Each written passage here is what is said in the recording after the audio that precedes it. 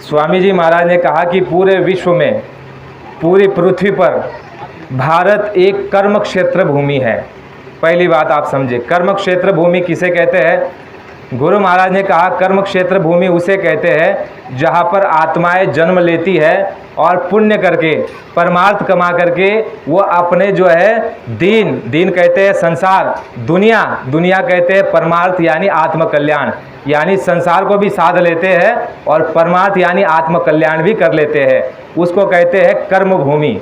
आपने महाभारत में सुना होगा, धृतराष्ट्र संजय से पूछ रहे हैं, वो पूछ रहे हैं कि संजय कर्म क्षेत्र माम का चैव पांडवा किम अकुर्वत संजय, कर्म क्षेत्र धर्म क्षेत्र। स्वामी जी महाराज ने कहा भारत भूमि ये धर्म क्षेत्र है, कर्म क्षेत्र है। या शुद्ध पवित्र और अच्छे कर्म करके अपना तो कल्याण करते ही है, परिवार का, अपनी पीढ़ियों का और समाज का और विश्व का और अपनी आत्मा का, ये सारे कल्याणों का जो मार्ग खुला है वह भारत से ही खुला है।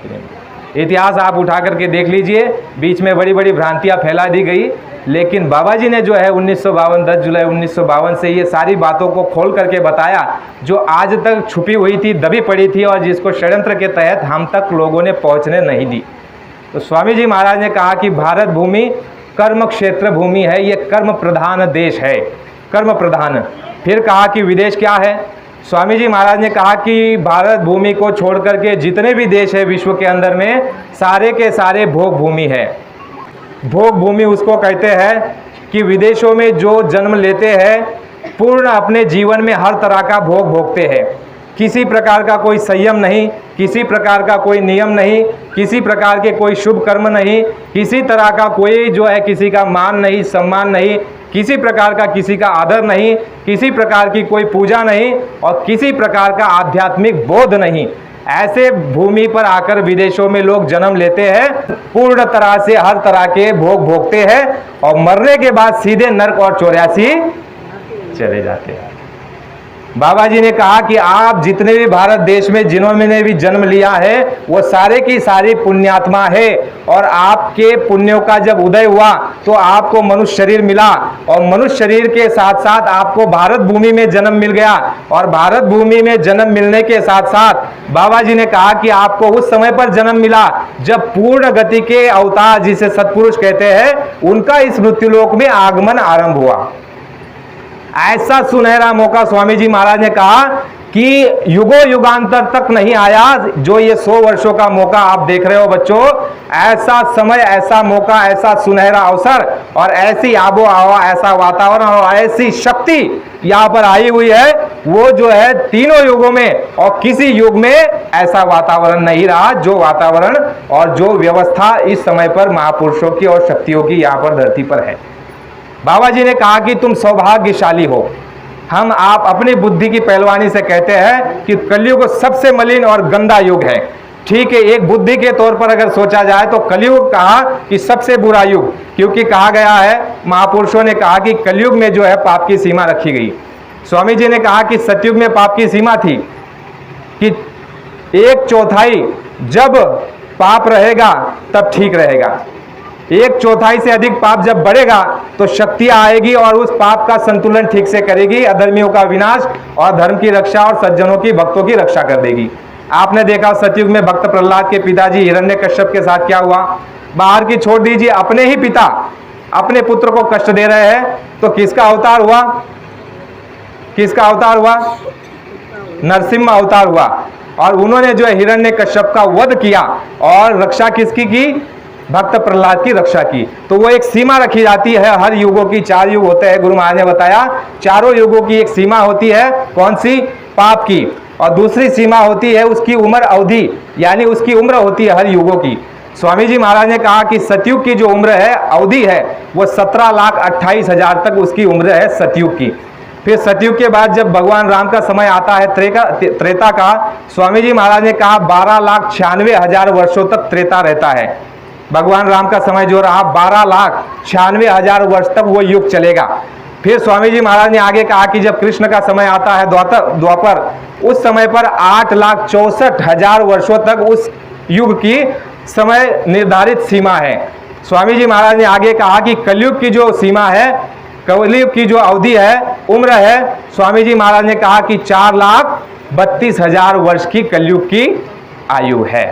तो स्वामी जी महाराज ने कहा कि तुम ऐसे समय पर बैठे हुए हो, कलयुग में इसकी सीमा रखी है पाप की कितनी, इसकी सीमा ये रखी है कि 3/4 जब तक पाप रहेगा तब तक ठीक रहेगा। 3/4 सतयुग में 1/4 पाप जब तक रहेगा, लक्ष्मण रेखा के भीतर जब तक पाप रहेगा तब तक तो कुछ नहीं होगा, ऊपरली पार्लियामेंट में से हलचल नहीं होगी, शक्तियां नहीं आएगी, विनाश नहीं करेगी, प्रकृति की मार नहीं पड़ेगी। कुछ छोटी मोटी तकलीफें आएगी, प्रकृति की कोई बीमारी आ जाएगी छोटी मोटी, लेकिन विनाश की जो लीला उस समय नहीं होगी। स्वामी जी महाराज ने कहा जो लक्ष्मण रेखा बना करके रखी है ऊपर के पार्लियामेंट से, और वो लक्ष्मण रेखा जब पार हो जाएगी उस समय शक्तियां आकर के वो विनाश करती है। तो कलयुग की एक सीमा अवधि रखी है पाप की। स्वामी जी महाराज ने कहा कि 3/4 पाप जब तक इस तरफ रहेगा तब तक वो कुछ नहीं होगा, लेकिन 3/4 से 1 इंच भी पाप उस तरफ चला जाएगा तो स्वामी जी महाराज ने कहा कि यहां पर भारी विनाश हो जाएगा। ये विनाश की बात उसको हम आगे लेंगे। पहली बात जो हमारी चल रही, स्वामी जी महाराज ने कहा कलयुग में तुम ऐसे समय पर बैठे हो, ऐसी भूमि पर बैठे हो, भारत भूमि, गुरु महाराज ने कहा। तीसरी बात, पहली बात आपने समझी कर्म क्षेत्र भूमि भारत, दूसरी बात आपने समझी धर्म क्षेत्र भूमि भारत, तीसरी बात को आप समझो अवतारी शक्तियों का जो केंद्र है वो है आपका भारत। स्वामी जी महाराज ने कहा अवतारी शक्तियां जब नीचे पृथ्वीलोक में भूमंडल पर मृत्युलोक में जीवों को सजा देने के लिए और यहाँ के संतुलन को ठीक करने के लिए जब उनका बोध ऊपर से भेजा जाता है, ईश्वरीय बोध, उस समय पर वो किस लोग किस देश में आते हैं? स्वामी जी महाराज ने कहा कि ये भारत देश में वो सारी आत्माएं और सारे बोध और सारे अवतार भारत देश में उतरते हैं। आप विचार करो कितने आप भाग्यशाली हो। स्वामी जी महाराज ने कहा ये अवतारी शक्तियों का ये केंद्र है, ये भारत। चौथी बात आप समझिए, गुरु महाराज ने कहा कि चौथी बात यह है कि कलयुग सम कोई जुग आन नहीं, जो नर करही विश्वासा। ये गोस्वामी जी महाराज ने लिखा हुआ है जो 500-600 साल पहले हो चुके। उन्होंने ये लिखा कि ए प्रेमियों, ए भारतवंशियों, कलयुग सम कोई जुग आन नहीं, जो नर करहे विश्वासा। कहा कि ऐसा सुंदर सुगम वक्त है ये कलयुग, ऐसा वक्त जो है पहले कभी नहीं आया। तो स्वामी जी महाराज ने उस बात को खोल करके बताया, यह कहा कि बच्चा कलयुग के पूर्व में जितने भी युग हुए, सतयुग, त्रेता और द्वापर, इन युगों में दयाल शक्ति यानी आत्माओं के जो सच्चे पिता और स्वामी और मालिक और करतार और सच्चे वाहेगुरु और सृजनहार जो हमारे इस जीवात्मा के सच्चे पिता है, गुरु महाराज ने कहा उनका बोध केवल कलयुग में आना शुरू हुआ, और वो केवल 700 वर्षों से, केवल 700 वर्षों से गुरु महाराज ने कहा कि उनका आना हुआ। और सबसे पहले उस सत्पुरुष के, करतार के, स्वामी के बोध अगर कोई धरती पर आए तो गुरु महाराज ने कहा कि वो कबीर साहब हुए। पहला बोध, पहली दयाल शक्ति, पहले नित्य अवतार। गुरु महाराज ने कहा कि जो काल शक्तियां आती है वो 2 काम करती है, धर्म की रक्षा और अधर्म का नाश। बाबा जी ने बहुत स्पष्ट रूप से कहा, कोई बात जो है लाग लपेट नहीं कही, किसी प्रकार की कोई बात छुपाई नहीं। बाबा जी ने कहा बच्चा, मैंने तुमको चौगड्डा सत्संग सुनाया, मैंने तुमको परिवारवाद, ईश्वरवाद, आतंकवाद, समाजवाद, राजनीति में किस तरह से तुमको सहयोग और किस तरह से उससे किनारा, हर प्रकार का गुरु महाराज ने कहा कि वह सारी बातें बताई गई जो पिछले समय महात्मा जिससे परहेज करते थे।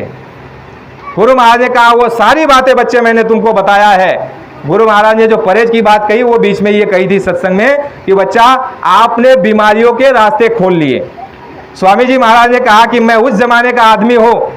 गुरु महाराज ने कहा कि मैंने वो सस्ती देखी है और मैंने वो अंग्रेजों का जमाना देखा है। गुरु महाराज ने कहा कि उस समय पूरे गांव में एक अस्पताल तक नहीं होता था।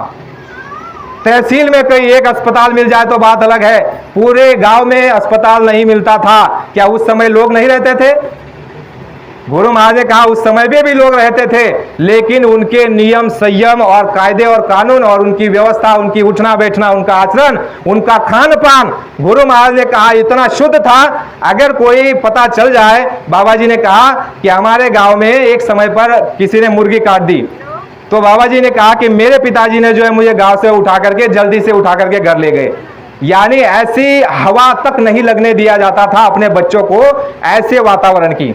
गुरु महाराज ने कहा वो समय मैंने देखा है, मांस मछली तो छोड़ दो, गुरु महाराज ने कहा कि वो समय मैंने देखा है कि हमारे ये सामाजिक लोग, ये भारतवंशी, हमारे ये नगरवासी और ये हमारे भारत के रहने वाले लोग ये प्याज और लहसुन खाने के लिए तक परहेज करते थे। विचार कीजिए, ये तो भोजन खाया जा सकता है, लेकिन महात्माओं ने कहा कि ज्ञानी, विद्वानी और विवेकी जो लोग रहते थे वो प्याज और लहसुन का परहेज करते थे। क्योंकि स्वामी जी महाराज ने क्या कहा, बच्चा तुम्हारे शरीर की जो प्रकृति है वो ऐसी बनाई गई है कि जैसा खाओगे अन्न वैसा होगा तुम्हारा मन, और जैसे घर का पियोगे पानी वैसे हो जाएगी तुम्हारी वाणी। तुम बदतमीज आदमी के घर का पानी पी लोगे जो गाली गलौज करता है, तो ठीक उसका असर तुम्हारे सर पर आ जाएगा। तुम भी गाली गलौज करने लग जाओगे, चाहे रामायण पढ़ते हो, गीता पढ़ते हो, उपवास करते हो, रोज घंटी बजाते हो, तिलक लगाते हो, कंठी माला पहनते हो, लेकिन उसका असर तो तुम्हारे पर आ ही जाएगा। गुरु महाराज ने कहा कि यह गुण धर्म प्रत्येक में आ जाता है। स्वामी जी महाराज ने कहा कि मैं उस जमाने का आदमी हूं जब मैंने देखा कि समाज में, गांव में अगर कोई किसी आदमी के घर पर अगर खाने के लिए तकलीफ है तो गांव के सारे लोग और जरा जरा सा अन्न जो है इकट्ठा करके उसको जो दे दिया करते थे और उसको कभी भूखा नहीं सोने देते थे। मैंने वो जमाना देखा है, लेकिन गुरु महाराज ने कहा कि उस जमाने को देख करके और आज जो तुमको देख रहा हो, इस बीच में इतना अंतर हो गया कि आसमान और जमीन का अंतर हो गया। स्वामी जी महाराज ने कहा कि जमीन और आसमान का अंतर हो गया। गुरु महाराज ने वो सारी बातें बताई जिसको वेद ने ये कहा, वेद जो बने हैं 4 शास्त्र, 3 खंड, 1 लाख श्लोक, 80,000 कर्मकांड, 16,000 उपासना कांड और 4,000 ज्ञान कांड, वह वेद के रचयिता लिखने वाले ब्रह्मा जी भी आखिर में ये वहां पर कह देते हैं कि नेति नेति, यानी इसके ऊपर भी बहुत कुछ है, लेकिन उसको मैं जानता नहीं हूं। मैंने केवल एक वाणी सुनी है जिसको ब्रह्म वाणी कहते हैं। उस वाणी के माध्यम से मैंने भोजपत्र पर जो है सारे नियम कानून और जो है यहाँ पर मैंने जो है विधान बना दिया।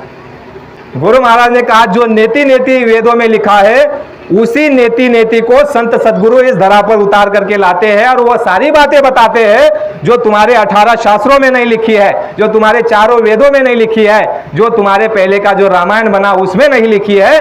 वह सारा भेद महात्मा खोलते हैं और इनको कहते हैं नित्य अवतार। स्वामी जी महाराज ने कहा इनको कहते हैं नित्य अवतार। और जो अवतारी शक्तियां जन्म लेती है, अवतार लेती है धरती पर, उनका कार्य क्या होता है? उनका कार्य अलग होता है। नीचे आकर के धर्म की स्थापना, अधर्मियों का सफाया और भक्तों की, सज्जनों की रक्षा। गुरु महाराज ने कहा कि वो जीवात्मा का कल्याण नहीं करते। फिर इसी बात को रामायण में बड़े जोर दे करके गोस्वामी जी महाराज ने लिखा है।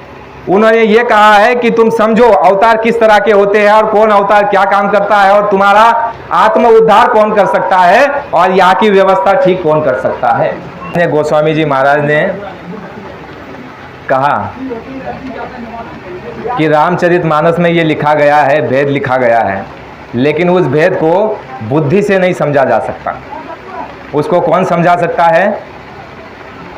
उसी क्षेत्र का महापुरुष जिसमें उस परमात्मा को प्राप्त किया है। जैसे गोस्वामी जी महाराज ने परमात्मा को प्राप्त किया और अंतर में जाकर के उन्होंने रामायण को लिखा, तो उसी मार्ग का जो महापुरुष होगा वही उसका भेद बता सकता है। ठीक ठीक बुद्धि के पहलवानी करने वाले उसको नहीं बता सकते। तो स्वामी जी महाराज ने उसका भेद खोला।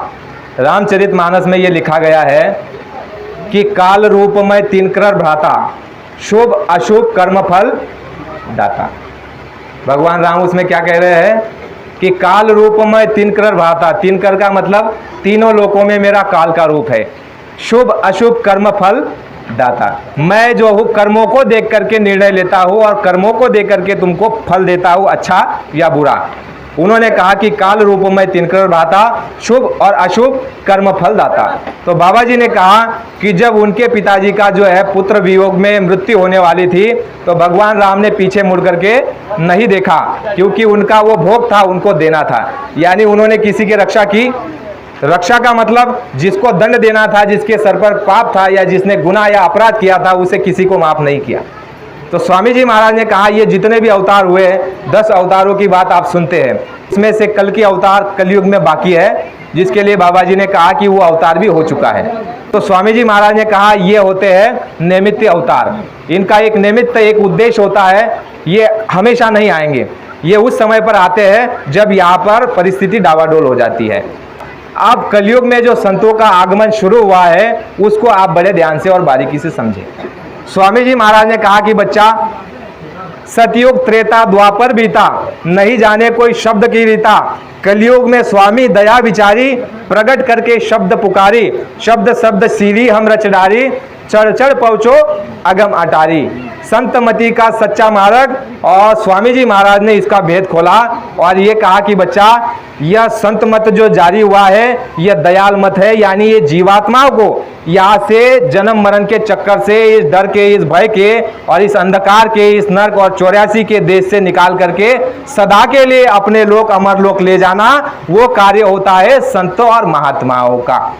और वो होती है दयाल शक्ति, जिसको कहते हैं नित्य अवतार, यानी वो नित्य रहेंगे। गुरु महाराज ने कहा कि जो आपको मांग करके लेकर के आया है त्रिलोकीनाथ, उसने जो है प्रभु से, परमात्मा से, हमारे सच्चे स्वामी से वरदान मांग लिया। उन्होंने ये वरदान मांगा कि मैं जीवात्माओं को तो ले जा रहा हूं, लेकिन आप जो है इनको पूर्व जन्मों का बोध मत होने देना। दूसरा वचन उन्होंने मांग लिया कि आप जो है सतयुग त्रेता और द्वापर में इनको लेने के लिए मत आना, कलयुग में आना और चाहे जितने लेकर के जाना, मैं रोकने वाला नहीं हो। दूसरा वचन मांग लिया। तीसरा वचन मांगा उन्होंने बाबा जी से, यानी संतों से। तीसरा वचन ये था कि जबरदस्ती किसी को मत करना, प्रेम से समझा देना, कोई मान लेगा तो उसको अपनी शरण में ले लेना, लेकिन जबरदस्ती और चमत्कार दिखा करके किसी को अपने पास मत लेना।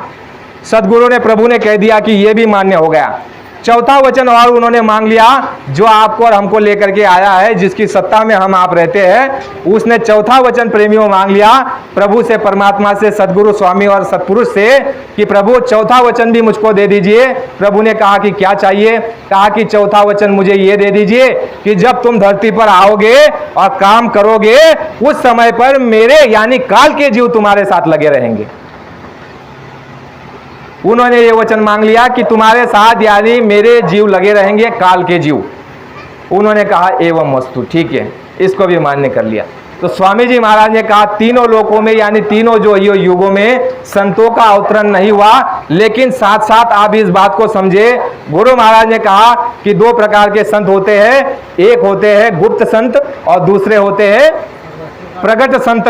दो प्रकार के संत होते हैं। गुरु महाराज ने कहा कि गुप्त संत इस धरती पर हमेशा रहते हैं और रहेंगे। गुप्त संतों से धरती कभी खाली नहीं रहेगी और वो यहाँ का हाल वहाँ बताएंगे। कहाँ पर? तुम्हारा और हमारा सच्चा वतन, सच्चा वतन जो है वहाँ पर वो जो मालिक हमारा बैठा हुआ है, जिसने काल प्रभु की तपस्या से खुश होकर के हमको आपको उनको दे दिया, उस मालिक के लोक में यहाँ का संदेश जो है गुप्त संत भेजते हैं नित्य प्रति। कि जो गुप्त संत होते हैं वह धरती पर हमेशा रहते हैं, लेकिन गुप्त संत ऐसे होते हैं इतने शक्तियों के धनी। स्वामी जी महाराज ने कहा कि उनकी शक्तियों का, उनके सामर्थ्य का कोई पारावार नहीं है। ऐसी वह शक्ति जिसको गुप्त संत कहते हैं, स्वामी जी महाराज ने कहा कि वह धरती पर हमेशा और सदैव रहती है, और वह ऐसी रहती है कि जिस घर में, परिवार में वो अवतार और जन्म लेती है, उस परिवार को तक उसका बोध नहीं होता कि ये गुप्त संत है। स्वामी जी ने बताया प्रेमियों कि गुप्त संत जो होते हैं वह नामदान नहीं देते, सत्संग नहीं देते, पर गुरु महाराज ने कहा कि वो सदा से जो है जीवों की संभाल करते रहते हैं, और इस सृष्टि की जो है संभाल का दायित्व उनके ऊपर होता है। यहाँ की सारी जानकारी जो है अपने मालिक के देश में जाकर के मालिक को वो देते रहते हैं। ऐसे गुप्त संत स्वामी जी महाराज ने कहा कि वो धरती पर सदा रहते हैं। धरती से जो है गुप्त संत जो है कभी धरती उससे खाली नहीं रहेगी।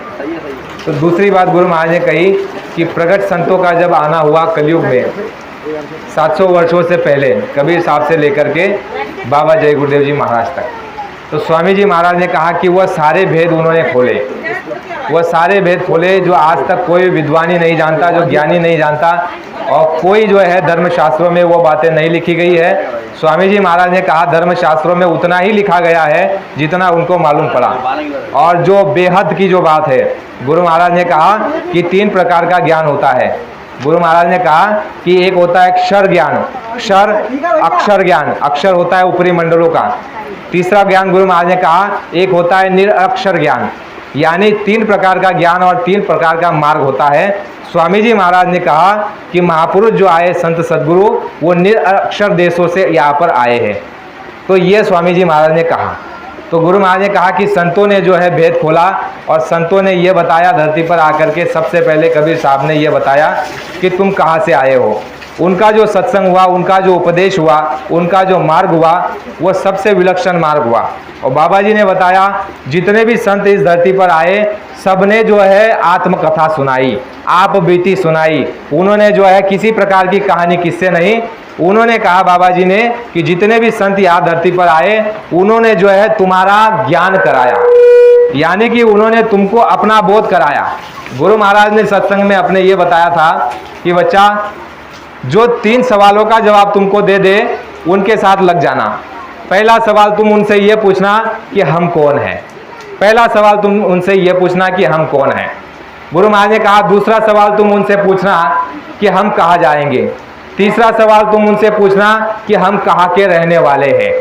गुरु महाराज ने कहा ये 3 सवालों का जवाब तुमको जहाँ मिल जाएगा उनके साथ तुम लग जाना। कि महात्मा जो सुनाते हैं आत्मकथा, आप बीती, यानी तुम्हारे हमारे अंदर जो बैठी हुई चेतन शक्ति है, जिसको महात्माओं ने सौल भी कहा, रूह भी कहा, ये उसकी कहानी बताते हैं। किसकी? तुम्हारी और हमारी। रामायण, वेद, शास्त्र, गीता, कुरान, पुराण नहीं बताते। महात्मा केवल उसका उदाहरण देकर के तुमको हमको समझाते हैं ताकि विश्वास हमको हो जाए कि ऐसा हुआ है और उस शास्त्र में ये लिखा है, तो जो बाबा जी बता रहे हैं ये भी सच है। इसलिए बाबा जी और सभी महात्माओं ने शास्त्रों का और सभी प्रकार के महात्माओं का और राम और कृष्ण का उदाहरण हमको आपको दिया। लेकिन बाबा जी ने यह कहा कि महापुरुष जो सुनाते हैं वो केवल आत्मकथा, और उनका जो उद्देश्य होता है एक सूत्री कार्यक्रम होता है, अनेक कार्यक्रम नहीं होता है। गुरु महाराज ने जब सत्संग सुनाया, कार्यक्रम करते रहे, हमने देखा, जाकर के हम देखते थे, सुनते थे। तो गुरु महाराज पहचान बताते थे कि हमारा क्या काम है महात्माओं का।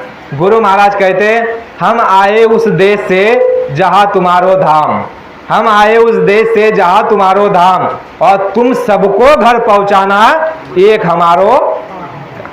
तुमको जैसे तैसे समझा बुझा करके, बोध करा करके, अनुभव करा करके, साधना करा करके, प्रेम करा करके, और मैं जो है तुमको अपने देश, अपने लोक और अपने वतन ले जाना चाहता हो, जहां से तुम अनादि काल से यहाँ पर उतरे हुए हो और दर दर की ठोकरें खा रहे हो। जैसे एक राजकुमारी जो है एक चपरासी से प्रेम करके दर दर की ठोकरें खाती है, उस तरह से है बच्चों, तुम उस मालिक के राजकुमार हो और तुम वो देश के रहने वाले, उस अथाह सागर के रहने वाले। कि वह देश कैसा है?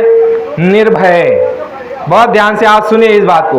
गुरु महाराज ने वो कहा कि वह तुम्हारा देश कैसा है जहां से तुम आ गए हो और यहाँ पर दर दर की ठोकरें खा रहे हो और इस काल और माया के मेले में झकोले खा रहे हो और यहाँ पर सुख को ढूंढ रहे हो, लेकिन यहाँ सुख तुमको कहीं मिला नहीं और ना इसके आगे मिलेगा। स्वामी जी महाराज ने कहा कि तुम ऐसे देश के रहने वाले हो जहां पर गुरु महाराज ने कहा कि निर्भय देश है। निर्भय का मतलब किसी प्रकार का जीवात्माओं को कोई भय नहीं। यहां देखिए कितना भय है, भय है कि नहीं? चोरों का भय और चकारों का भय, और किसी प्रकार का कोई हमला कर दे, मार कर दे, पिटाई कर दे, सरकार का भय, पुलिस प्रशासन, यानी तमाम प्रकार, हर आदमी को एक दूसरे का भय। आदमी को मनुष्यों को प्राणियों से भय, प्राणियों को मनुष्यों से भय, यानी हर किस्म के, हर तरह के प्राणी हो, 184 के मनुष्य हो या देवी देवता हो। गुरु महाराज ने कहा यहाँ तक ईश्वर को भी डर है, भय है। कौन सा डर और भय है? कि संत अगर नाराज हो गए तो मेरे राज को छीन लेंगे। तो स्वामी जी महाराज ने कहा जितनी भी रचना है उस रचना में नीचे के ऊपर के लोगों को, ऊपर की जो है शक्तियों को, ऊपर के स्थान पर बैठे हुए और बोधों को डरते रहते हैं, सदा डरते रहते हैं, नीचे के ऊपर के लोगों को। जैसे कि आपको उदाहरण के लिए बताता हूं कि एक साधारण एक पुलिस वाला होता है, वह जो है ऊपर हवलदार को डरता है, हवलदार सब इंस्पेक्टर से डरता है कि कब मेरी नौकरी छीन लेगा, कब मुझे डांट देगा, फटकार देगा, वो उसको डरता है। सब इंस्पेक्टर से डरता है, वो उससे ऊपर के ओहदे वाले से डरता है। और इस तरह से गुरु महाराज ने कहा ये जो काल का देश है बच्चा, ये डर का देश है, ये भय का देश है और ये पराया देश है, ये तुम्हारा अपना देश नहीं है। यहां जब तक रहोगे तब तक तुमको डर रहेगा, डर सताएगा। और तुम किस देश के रहने वाले हो? निर्भय, जहां कोई भय नहीं, निर्वैर, जहां कोई बैर नहीं, यानी कि किसी से कोई बैर नहीं। आज तो तुम्हारा हमारा एक दूसरे से बैर हो जाता, पशुओं से बैर हो जाता कि ये मुझे मार देगा तो पहले ही उसे मार देते हैं। जैसे सांप निकल आए तो आप कहते हो ये मार देगा तो उसको मार दिया जाता है। गुरु महाराज ने कहा सांप और बिच्छू को मारना नहीं चाहिए, उनको उठा करके बाहर छोड़ दो, क्योंकि उनको भी तकलीफ और उनको भी जो है दुख और दर्द होता है। तो महात्माओं ने क्या कहा कि तुम निर्भय और निर्वैर देश के रहने वाले हो और जीवात्मा के अंदर जो गुण धर्म है वो यही है। निर्भय, निर्वैर और जीवात्मा के अंदर जो गुण धर्म है गुरु महाराज ने बताया वह है प्रेम और दूसरा है दया। गुरु महाराज ने कहा वो प्रेम, दया, प्रकाश, शक्ति, ज्ञान से भरपूर है। वह जीवात्मा तुम्हारे अंदर बैठी हुई है और यह वह जीवात्मा है बच्चा। गुरु महाराज ने कहा जो जीवात्मा कभी अपने बोध में जब थी तो यह जीवात्मा कभी एक पल में, एक क्षण में अंड और खंड की रचना कर सकती थी। ये वही तुम हो, लेकिन काल और माया ने ऐसा जाल बनाया और उस जाल में तुमको फांस लिया और तुम फंस गए। और आज तुम ऐसी अवस्था में गिर चुके हो कि तुमको ना अपने आत्मा का बोध, ना शरीर का बोध, ना समाज का बोध, ना हम कहाँ से आए वो मालूम, यहाँ पर क्या करना है ना वो मालूम, यहाँ से जाएंगे तो कहाँ जाएंगे ना वो मालूम। गुरु महाराज ने कहा तुम बिल्कुल बोध से शून्य हो गए, तुम्हारा बोध नष्ट हो गया, तुम्हारा ज्ञान शून्य हो गया, तुम्हारी शक्ति सामर्थ्य चला गया और तुम इतने जर्जर हो गए। गुरु महाराज ने कहा कि अब अगर कोई महात्मा, कोई शक्ति व मालिक आकर के अगर झुक करके अगर तुम्हारा हाथ नहीं पकड़ता तो तुम्हारा उद्धार संभव नहीं है। तो गुरु महाराज ने कहा, सत्संग में बताया कि बच्चा जब जीवात्माओं की ये परिस्थिति हुई, गुरु महाराज ने कहा दुख में तुमको देखा जब ही, मौज उठे हम आए तभी।